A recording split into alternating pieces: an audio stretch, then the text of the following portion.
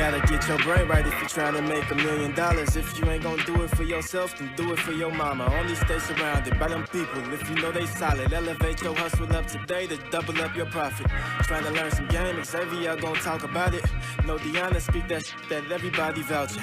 Ain't no more excuses valid. Get up off the couch and get up in your bag. To your bank account, need an accountant. Yo, welcome back to the greatest show on earth, the Millionaire Mindsets Podcast. I am your host, Xavier, sitting there with the wonderful D. D, was good? And nothing much. Feeling good. Excited for another great episode. Yeah, I'm excited as well, man. This is gonna be a super dope episode. Today we don't have any guests, and we going over a lot of things today. It's gonna be kind of like a Q&A or other things. If you're a follower of the Millionaire Mindsets Podcast, you know every now and then, me and Deanna, we do an episode called like the Blueprint, and just like for our process in that moment, our mentality, our thoughts towards things. And then we haven't done one. I checked before we started. We haven't done one since let me double check. I don't want to give out the wrong information. We ain't done one since 2019. Oh wow, really? Yeah. You sure? I mean, that's what it's saying. Unless I'm missing on something. I feel like we did. I don't think we did one in 2020. Well, yeah. This is the third one, right? This will be the third. This will be the third one, and so much didn't change from the last one. I'm like, wow, this is crazy. So I asked the audience, Instagram, Twitter, on all platforms. I asked them what were some questions y'all have proposed to us, and we got a ton of questions, a ton of important things that we're gonna go over. So if you new or if you're a fan of this podcast, definitely tune in to this episode. And as always, we would definitely appreciate it if you guys could like, comment, subscribe, leave a 5-star rating and review, all those things. We really appreciate that. We're trying to get those ratings up, those subscribers up. So if you guys could do all those things, we greatly appreciate it. But before we start, Deanna, she's going to go into our first sponsor. Yes, sir. So this week's episode is sponsored by Xavier's Crypto Guy. I threw you off guard, my bad. You caught me off guard, it's all right. But yeah, this week's episode is sponsored by Xavier's Crypto Guide. You can find the guide at www.guidetocrypto.com. This guide is full of so much information. It has, everything you need to know to get started in crypto, the blockchain, different laws and regulations about crypto, paying taxes, and most importantly, which is something we definitely gonna have to hit on this week, is there's 12 coins in this crypto guide that Xavier listed out, detailed in there for you guys to invest in for the long term. And a few of those coins have been doing booming numbers this week. They've been booming. So definitely something we have to get into. Yeah, we definitely gonna get into it. One of them have definitely been booming. And if you got the guide, I talked about it. Does this affect anything? A little bit? Okay. That's definitely loud. So one of the coins I talked about on the guide, it was at the time I released my guide, it was around like 45 cents. And then last time I checked, and this was in April. So last that shit fucking with me. Last time I checked, the coin was like at I don't want to get bad advice and be wrong again. It was at like $3.70. So 50 cents to $3.70. That's a major flip. I talked to a couple people that bought the guide and bought the coin, and they was like, "Man, I just made so much money. This crazy." And so I'm like, "Yeah." So definitely, if you trying to get a crypto, definitely tap into that. But getting into the show, we gonna get it right into the show. So I want to get into some of the questions. You had anything you wanted to talk about before I started? No, you could go ahead. We just roll right into it. Bet. Like I said, so much that changed. Last time we did one of these was in 2019. And the first question I got from somebody is they said, what side are you on as far as like grinding it out, the no sleep, no days off versus pacing, letting things flow, not paying attention to time, and believing we're still young and still have enough time to accomplish everything in years. So it could go to you first. You could touch on it, then we go from there. For me, when we first started, like on our journey, I was a big fan of just grinding out, going hard. No days off, no vacations, being really hard on ourselves. But as we progressed into this journey and we made like a lot of different moves, and we accomplished like a lot of different things, I'm more so the second one. I think, you do need to accept the fact that we are young. You got to enjoy, like, the fruits of your labor. Right. You don't have to work yourself to death. Like, you got your whole life ahead of you. Like, you got all the time in the world to reach, whatever specific, like, goals and milestones you want to hit. So like with this new perspective, I'm not in a rush. I don't think you have to be in a rush. Of course, you can make good decisions. Don't just kind of slack off and waste time in the meantime. But I don't think you have to be super hardcore, super hard on yourself. I think you can go with the flow, enjoy your life, enjoy your time, and still work hard and hit those goals. Okay, I like the answer. In my opinion, I believe that it all depends on your position. If it's somebody that's starting from the bottom, like nothing, I feel like it should be like no, number one, like grinding it out. I would never say no sleep and sleep deprive yourself because as we all know, that's not healthy at all. Sleep. You gotta sleep, man. You can't. I'm not one of those people. You always get a lot of like social media influencers or gurus or whatever, and they'll be like, I slept 2 hours a day for 6 years or something. Like I'm not pro. I think that's extremely unhealthy. So one thing about me, I'ma always tell people like, get your sleep, man. Like you can't.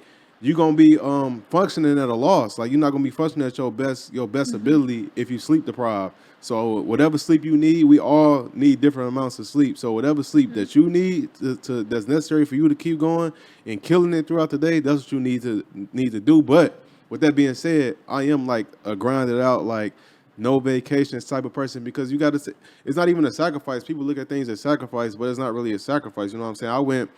I talked about this before. I went like 2 years, I think, without seeing my family at one point, just because I was trying to sacrifice. Well, not even sacrifice, just save and invest and build up to where I was going, and then it eventually plays out.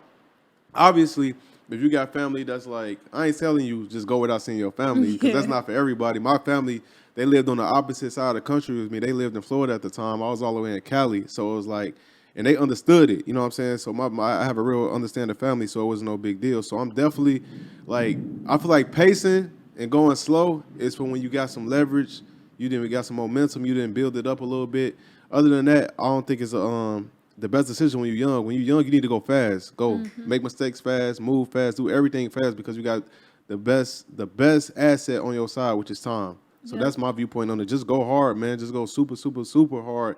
20s, the time is gonna fly by anyway. And I'll just add on there is like you just gotta assess your own personal situation. Like with this episode and with our other blueprint episodes, we gave you advice based off of our personal experiences and what worked for us, and maybe just some things we know what worked well for our close associates. But at the end of the day, you have to just take everything with a grain of salt and apply it to your life, and then make decisions based on that. Yeah, that's a fact, man. And I want to go into the next one. So someone asks, how can you maintain discipline to get to that next level with yourself? You want to touch on it? You want me to go first? Yeah, go ahead. For me, I'm just going to talk from my own personal experience with this one. As a lot of you guys know, me and Xavier was both in the military.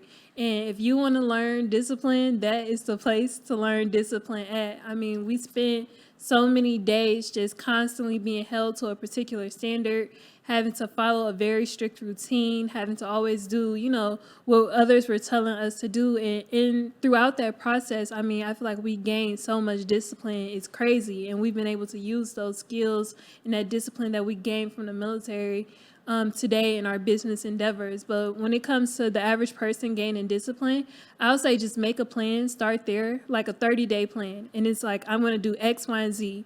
And then hold yourself accountable every single day to accomplish those tasks. And if you know you're going to struggle with holding yourself accountable, get an accountability partner. Have someone to review, your daily taskers, everything that you write down. Did you do this? Did you do that?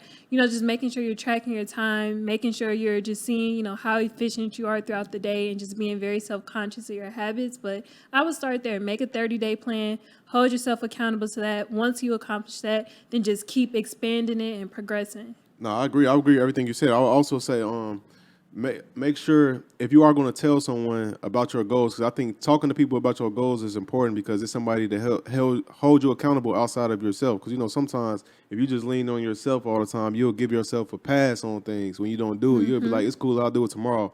But when you tell the right people, they're going to be like, hey, bro, you said you was going to the gym today. What happened? Why you ain't go? But like I said, you got to tell the right people because some people, if you don't do your goals, they'll try to shit on you and say, man, I knew you wasn't serious. I knew you wasn't going to do it. You ain't going to do it. You ain't going to never take your goals serious, blah, blah. But they going to just down you and make you feel bad. So you have to tell somebody that's on the same wavelength mentally as you, well, when they see it, or if they're on the same level as you, they're on a bigger level than you. So when they see you not living up to what you said you was gonna do, your standard, they just say they don't say it from like a hater standpoint or try to shit on you. They just say it as try to encourage you and uplift you. Like, hey, you said you was gonna do this. What's up with that? So like, I think that's a good way to discipline yourself. And it's just you have to really find something that you truly want. A lot of us, we just going after things that we think we want, or we going after what everybody else want, what looks cool to us, or we say, I want that too. You know what I'm saying? So you got to find something that you truly want. And once you go after something that you truly want,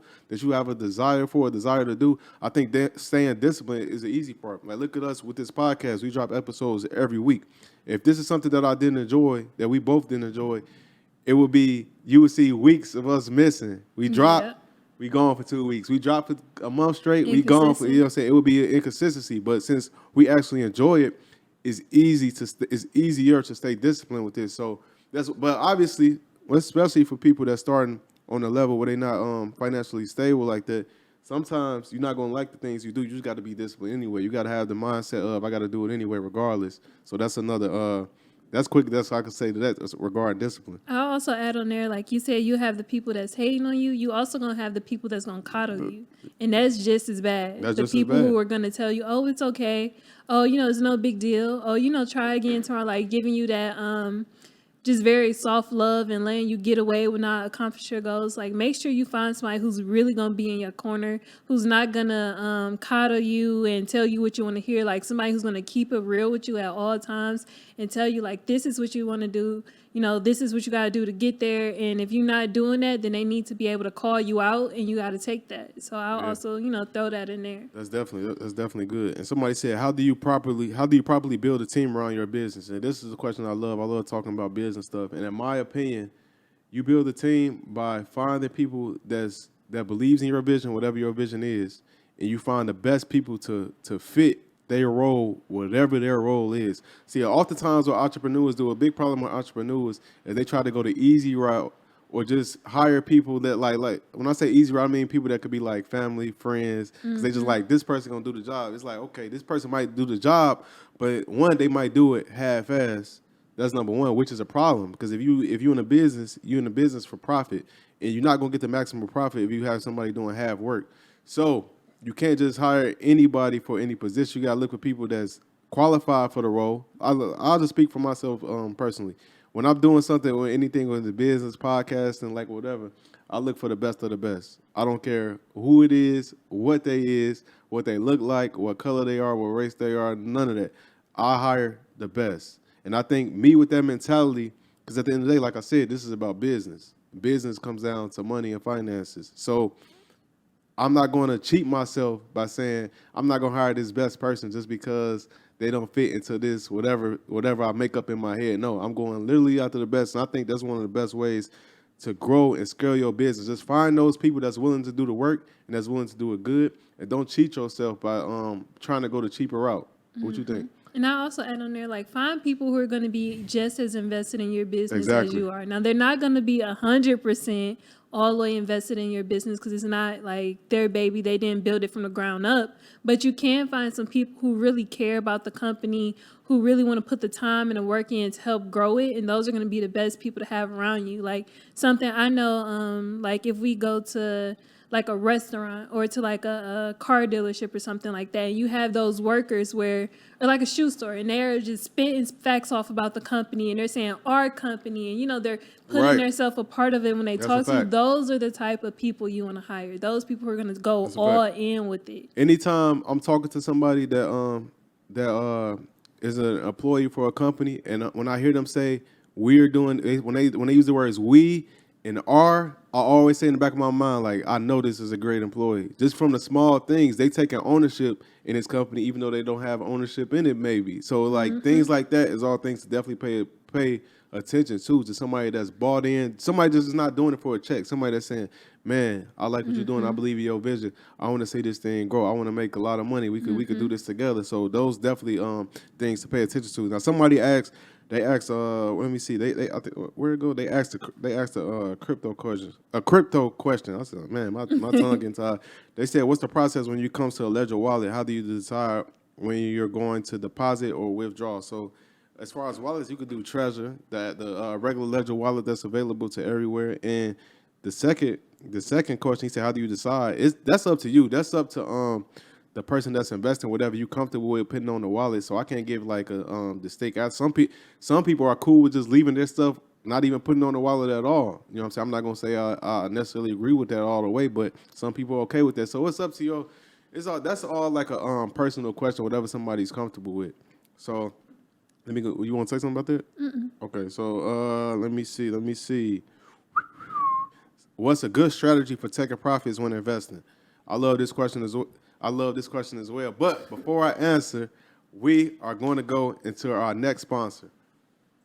This episode is also sponsored by Masterworks. There's a new app billionaires use to invest in a new $1.7 trillion asset. It's one that 99% of investors have never heard of.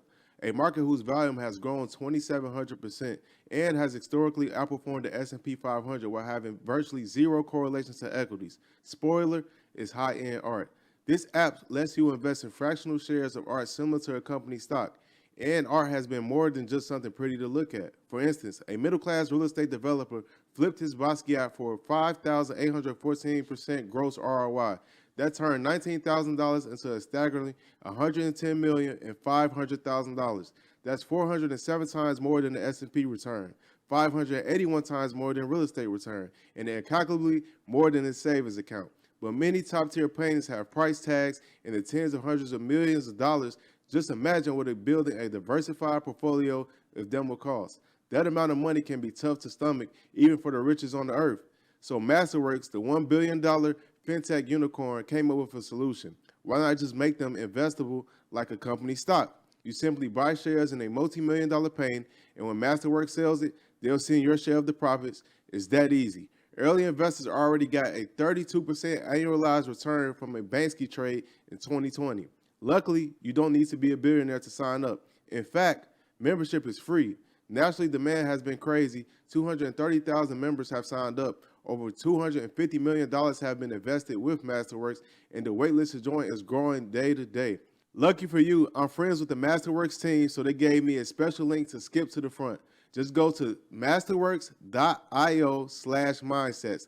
That's masterworks.io/mindsets. See important disclosures at masterworks.io/disclaimer. And like as always, the link for that is in the description of this podcast episode. So if you want to start buying art and making money in the art industry, go to the link in this podcast description to start today.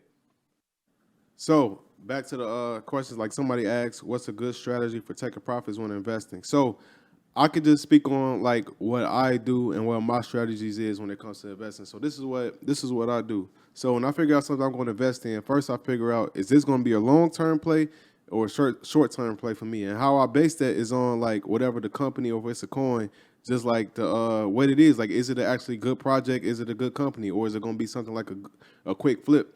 So when I identify that, that's when I say, okay, this is a number. When this is the number that I'm okay with. Like if it's a short-term play, let's just say it's something that costs $20, and I know this is a short-term play.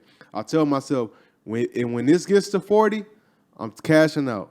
I'm not cashing out at 45. I'm not cashing out at 50, no matter what. And I'm not negotiating with myself either when it happens. It's like when it gets to 40, I'm cashing the hell out. Like it's so many people. I was talking to a friend of mine yesterday. She was telling me that she knows someone that bought a project, an NFT, for like $50. She said it's worth $50,000 right now, and he's not cashing out. And he's like a regular employee, a government employee, and he's not even cashing out. And I said, "Oh my God, like yo, if that thing's tank, he's gonna be crying. Like there's life-changing money for somebody that's a government employee that don't have much money. So if I was him, I would have been cut. He got 1,000 times over what he put in. So I would have been in that instance. I would have been cashed out. So that's what I do with myself.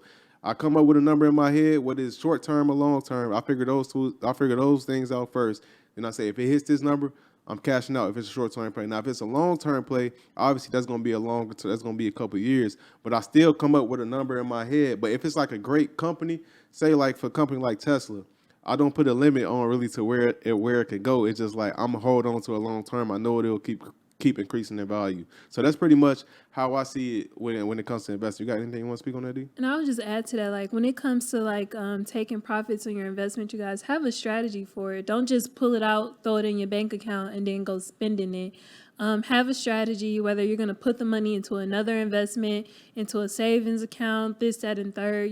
Just be strategic about it. Just have a plan. Like Xavier said, like choose that number you want to cash out at, but then just make sure on the flip side of that, you have a plan for what you're going to do with those profits so that you can keep doubling up your money. That's a fact. Now, someone also asks how to budget money and stop spending. It's like a major problem that everybody go through. And I think literally what you have to do is come up with a budget. Like, you know what I'm saying? A lot of people, they say, oh, I'm on a budget or I'm going to start budgeting my finances, but they never actually take the time to get that Excel sheet or even piece of paper if you're old school and actually make that budget and stick to that budget. Don't negotiate with yourself. Stick to that budget. I think that's the first step. Or you can hire somebody, or you can know somebody in finances, or they got budget sheets all over Google. You could just Google a budget sheet and just make a sheet and stick to it. Like, you know what I'm saying? Our main urges as humans is like, like food, what else? Like entertainment. Food, entertainment and stuff like that. If you could just say, hey, not saying don't do it at all, but just saying like, hey, I'm gonna cut this out for 3 months. I'm gonna cut it out for 2 months. What's up, D.S.? What's up? I was gonna say, all right, y'all. I got the secret for y'all for figuring out how to save and budget this, that, and third. Limit the accessibility to your money. That is the secret to budgeting. Limit your accessibility because you guys, we got debit cards, swipe. We got, if you don't got your debit card, we got Apple Pay now. Just everybody got your phone on you. What I would say is get a bank account, and it's something we've done in the past. The debit card don't leave the house. It's not linked to Apple Pay or nothing like that. That money stays where it's at. If I really need to get that money, I got to go through a process to get this money. And me not want to have to go through all that and knowing this is all I have to spend for the month, I leave it alone. Let it be. Forget about it. Forget it's even over there. And some people, they prefer the shoebox method. Take out cash, put it in the shoebox, put it where you put it. I used to do that. Yeah, everybody's done that route. We used to put it in a safe, keep it safe and secure. But of course, you don't want your money sit there and not working for you, not building any compound interest and things like that. But the best thing I could tell you is just limit your accessibility to the money, out of sight, out of mind, and then just pull out what you need for the month, keep that, and work with that. Hey man, that's a good answer. I think that's probably really like one of the best ways to just limit access to yourself. That's a bar. And someone also asked, in our perspective, what is the most important thing to take care about? I think you mean take care of during your 20s. So you'll get people that say like chase your dream, chase your passion. If you know me, you familiar with me, excuse my language because I'm about to cuss. So get ready. I'm one of those people that I always say fuck your passion. And the reason I say that is because like a lot of the times when you talk to people, their passion is I don't want to say some BS, but it's some stuff that's like literally 1 in a billion. Get people that say I want to be a professional athlete, whether that's a basketball player, football player, boxer, or whatever it is, or they might want to be an entertainer. Not saying it's not possible, but the likelihood of it happening is very slim. So you'll get people that chase that dream for 10 years, 12 years. Next thing you know, they mid-30s, they look up and they say, man, I didn't make it to the NBA and I don't have nothing. So I have the mentality, if you really care about yourself and your passion, why not do things that can put you in a position to do your passion whenever you feel like it. So what I'm getting at is you need to chase the bag.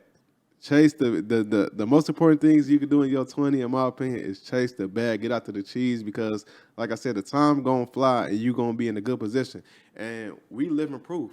I'm 28 right now. Like I said, if you pay attention to the blueprint, when we started this podcast in 2018, we talked about we at another level now than we was then. Like we talked about how we both was we driving a Nissan. We driving a Nissan, we staying down, we saving money, we investing our money, we doing all this and that, and we going hard, we sacrificing.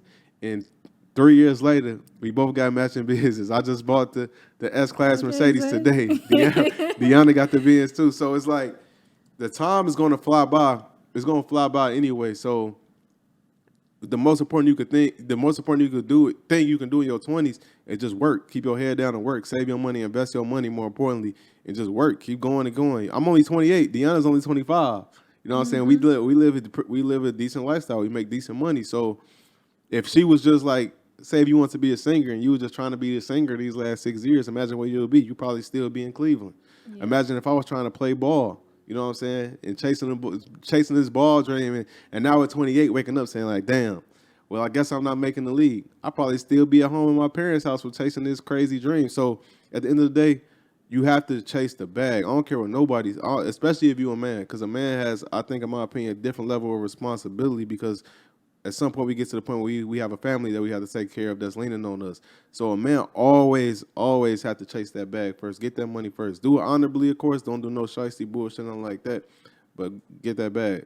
And for me, my answer would be, I know finances is super important, but I'm going to say during your 20s, you need to work on your mindset. Because what I've been seeing lately, and I don't want to rant or like call nobody out and things like that, but I feel like a lot of people, what I'm seeing in their late 20s, 30s is it seems to be a failure for mental progression as far as like... Wow.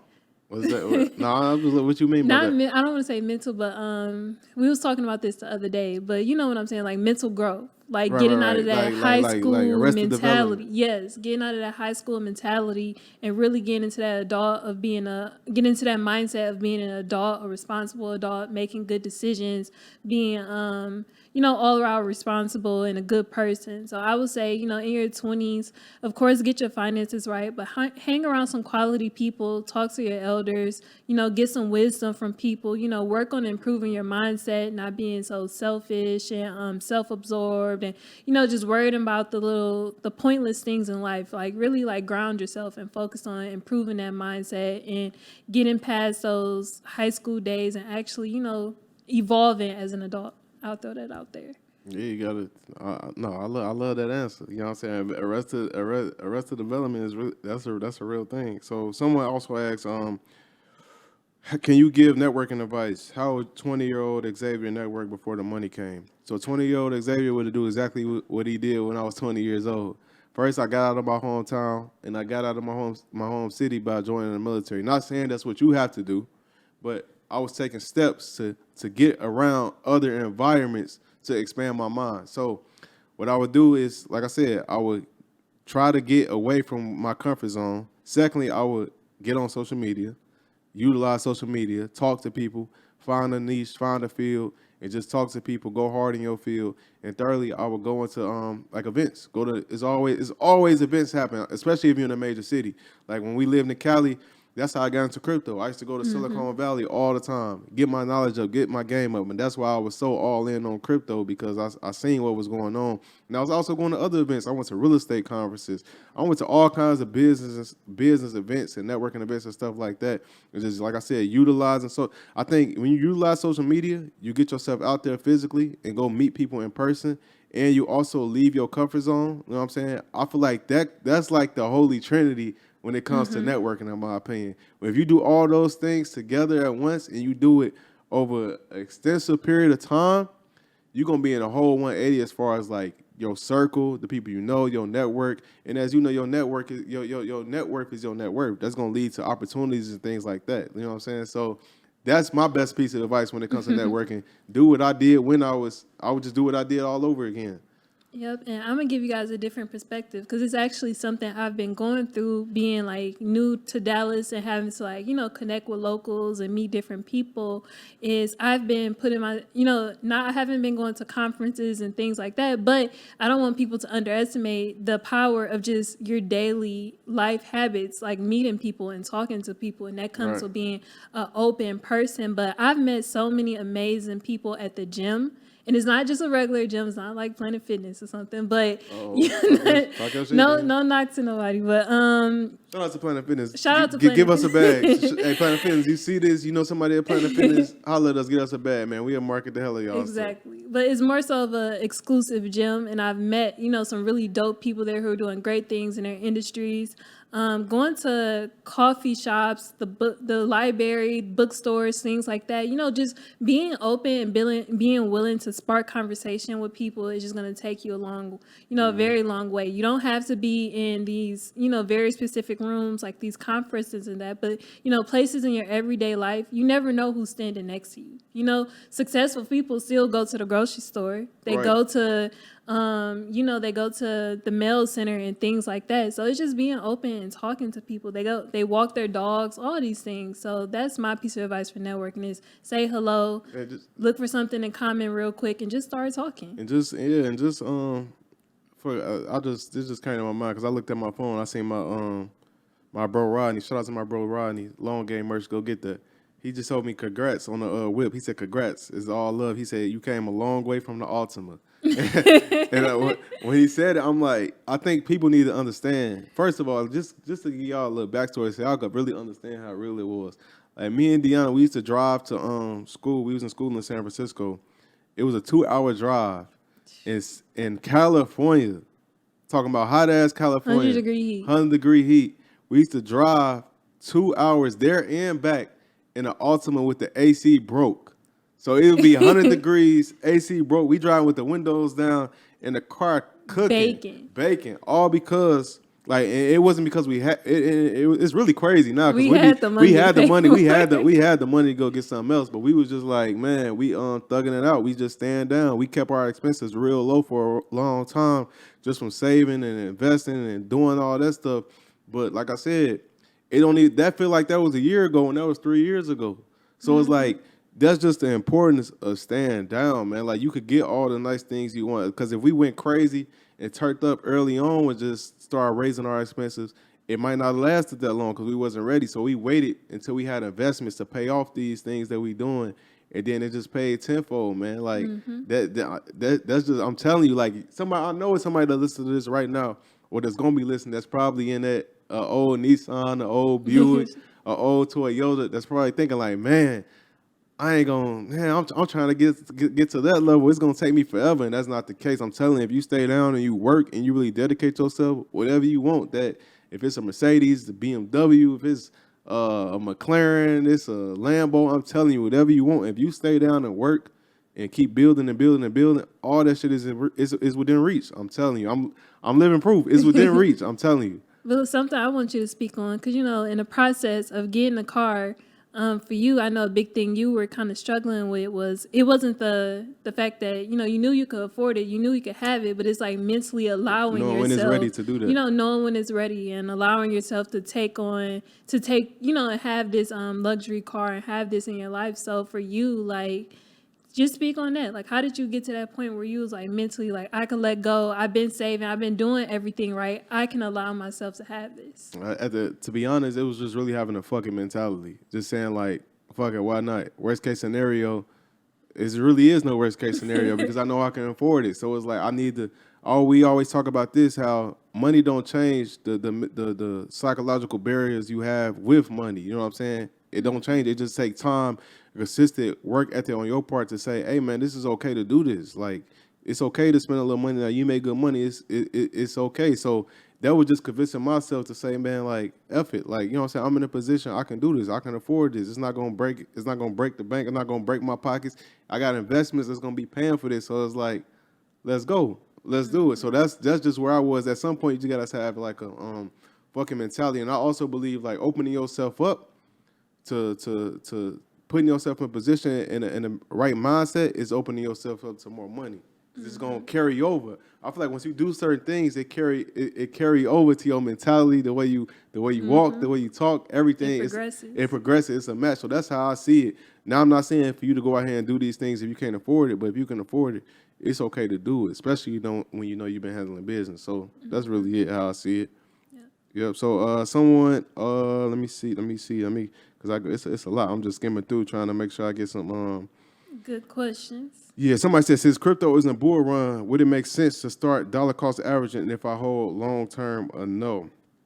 So dollar cost averaging, bull run, bear market, in my opinion, is always good. That's the dope thing about dollar cost averaging is whether it's it's on a run or it's on a bad run, you can just keep investing and it's really not going to affect you because you dollar cost averaging. That's the importance of it. So if you're going to dollar cost average in a bull run, in my opinion, it's okay.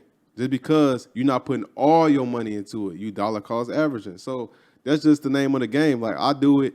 I invest good market, terrible market. I just keep investing. I just keep going because I know at the end, in the long game, long term, it's just going to play out well for me anyway. But that's a good question, though. I like that question. But yes, I would dollar cost average, and is a good market as well. So let's see. Somebody said, "How do you juggle multiple businesses at once, especially with a busy home life?" I mean, it's really no blueprint to that. It's like it's really no. I couldn't even. I honestly couldn't give like I could just get no real answer. I could just say what I would do is you just got to try to you got to try. I don't even know what to say for real. Go ahead, D. I would say is just be a lot more conscious of your time. So it's, everything doesn't have to get done in one day, doesn't have to get done in 1 week, but you can be strategic about how you spread things out and how you handle accomplishing different tasks. Of course, you make time for yourself so you can always get rejuvenated so that you continue to do what you got to do. Make time for your family, make sure you're spending time with them and making that a priority. But when it comes to business and, everything like that, it's just you got to find the time. And the best thing to do is just sit down, look at your schedule, jot everything out. If you want to do it by every 30 minutes or by every hour, I have my schedule for the day set up by every hour. Like we were saying earlier, find a discipline to stick to that schedule. And then eventually you're going to see that you have the time. You just got to hold yourself accountable. Just be very specific about what you need to accomplish for the day and just making sure you do it before you go to bed. Yeah, I love that. And this is a lot of crypto questions. Someone asked, studying the essentials for crypto, how to not overextend yourself. And this is a good question as well. So we got so much information out here. We got Google, YouTube, all that stuff. We got my crypto guide. And the essentials, they're easy to find. They're easy to understand. And how I see it is with crypto, even with stocks, so many people mess up within specifically crypto right now is because they just try to go for home runs. They trying to flip. They're trying to get 500% gains in 2 days, where that is possible, but 99% of the time, or the statistics say like 98% of the time, when you're doing that, you're going to lose your money. So it's in your best interest to invest in solid projects. So when you understand the basics and you studying the basics, you will understand, and it will be easier for you to evaluate what is a solid project. So don't try to go for these home run altcoins, these shit coins or whatever to go crazy. Just get the basic understanding on what crypto is, what's the value of it, what's the importance, like what's some good projects. And once you understand those fundamentals, it'll make you a good investor, especially if you're willing to wait long term. So that's like my best advice. Like just get the basic information, the basic good projects, and just invest in them. Keep dollar cost averaging like I spoke on earlier. And long term, I'm telling you, I was just talking to a friend. I'll say 3 to 5 years, definitely 10, but I'm going to say within 3 to 5, those that are investing in crypto and they doing it consistently and steadily, especially if they've been doing it, they're going to be extremely rich because it's less than 1% of the world that's investing into crypto right now in the world. And you still have Bitcoin at a $60,000 coin and stuff like that. You got Ethereum over $3,000. So imagine when that gets to, I'm not even going to say 50%. Imagine when that gets to 10%, 20%. You can imagine what these prices on some of these coins are going to be. So with that being said, those that are investing and investing consistently and they dollar cost averages keep going, they are going to be in very, very real position. It'll be 2050. Yo, if you ain't doing it, people gonna be like, damn, Pops, you knew about this crypto stuff, you ain't invest. Like, what was you doing? What was going on with you? So I say it's in your best interest to not put all your money in it. Don't go crazy. Dollar cost average. So put what you can afford and just do that consistently. Over time, you're gonna be in a good ass position. But my bad, I was going for a while. You go ahead. No, you good. You want to speak on it? Okay, You're the crypto guru in this family. So let's see. Someone I seen one I want to ask. Say, how do you find like-minded people to grow? That's kind of what we spoke on earlier. With networking. Just network. Like we keep saying, get out of your comfort zone. Go to different places. You know what I'm saying? Get on social media. And the people, like the saying go, like attracts like. So once you get out here, I promise you, you're going to find people that are similar to you. It's just natural. Like attracts like. It's going to be like a magnet. Y'all just going to naturally attract to each other. Only thing you got to do is get out here, whether that's virtually or physically. You just got to put your name out here and just do it consistently, and you're going to meet people. Trust me. That's all you got to do. It ain't rocket science. Just get out here. Get out here on the internet. Get out here in person. It's that simple. And I think you got to get out of your comfort zone because we all got like friends and things that we're just comfortable with. We're used to that. We don't want to get away from that because it's all we know. And it may be hard connecting with other people because they may be completely different from the people that you know in your life as far as their likes and aspirations, how they communicate, the things they want to do. But it's like getting out of your comfort zone, be open and willing to try different things, whatever they like, hey, all right, I could get into that. I could try this out and just see if it's something that works for you that, fits you and the goals you're trying to accomplish. But yeah, like in the beginning, it's going to be difficult. It may be hard to adapt and adjust at first, but you just got to be consistent, keep going at it, and eventually it's going to click. Yep. And someone asked, would you recommend getting into real estate or crypto first in 2021, 2022? This is also a good question. I can't tell anybody what they would do, but I would just say what I would do. And I would say what I'm doing, what I've done. I'll just give y'all some insight. So we recently sold one of our single family homes that we about to invest the money that we sold it for. And the reason is we made an exit out of real estate, not all the way, just like I said, just one of our properties we made an exit out on because we feel like there is more upside if we put that money to work somewhere else, if that makes sense. So that's kind of answering your question right there. Like I believe, like I said, I'll say it again. I believe this crypto opportunity in this space, it's a once in a 200-year opportunity because it's still so early. It's less than 1% in the world that's investing and it's not going anywhere. So I know if I keep going hard and investing and stuff like that, that's going to give me way more upside 10, 20, 30 years from now, as opposed to hanging on to a property that's maybe cash flowing $800 a month.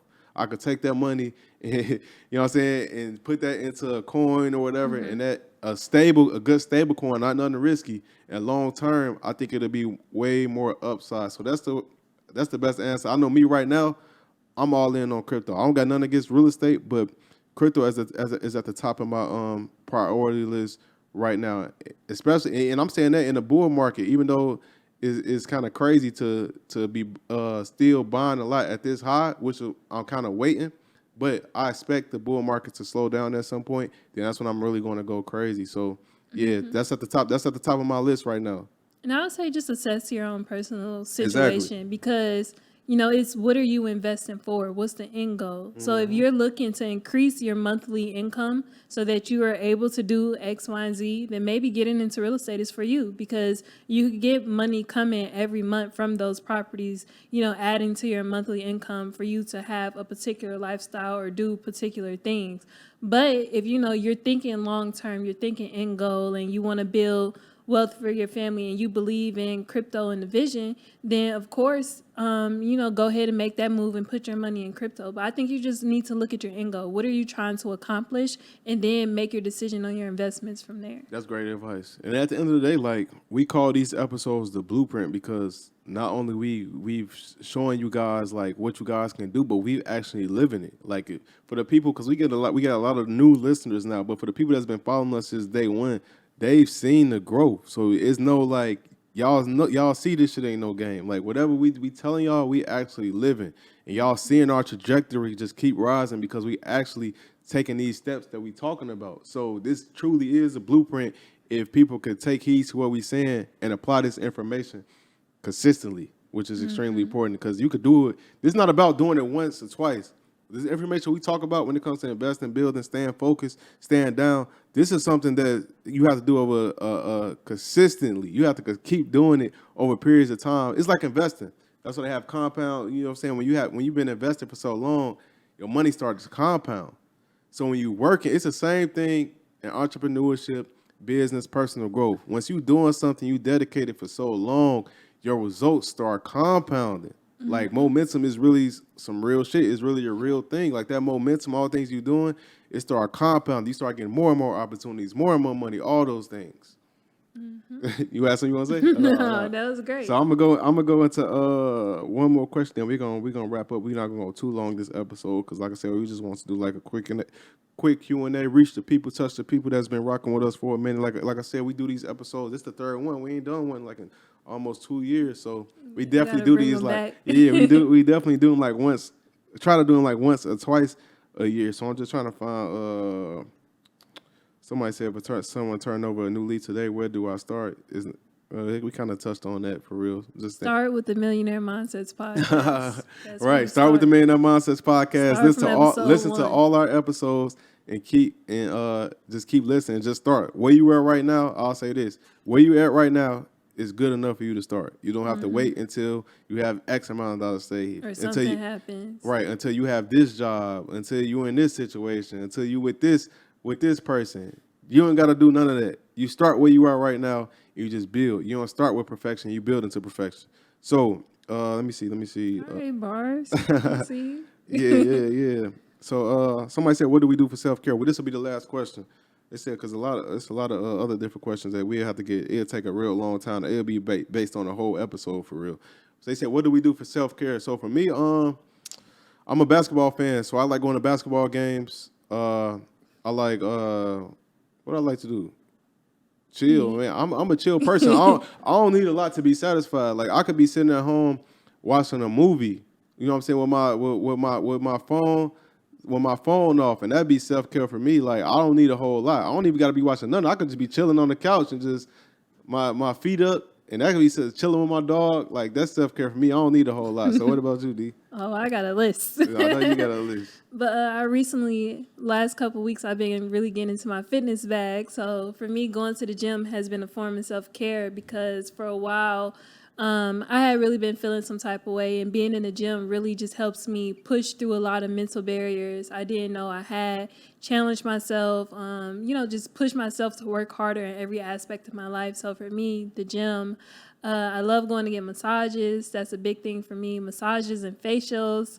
What else? Going to do yoga, hanging around friends, good people, good company, eating good food, just taking a couple hours to just chill and not do nothing at all.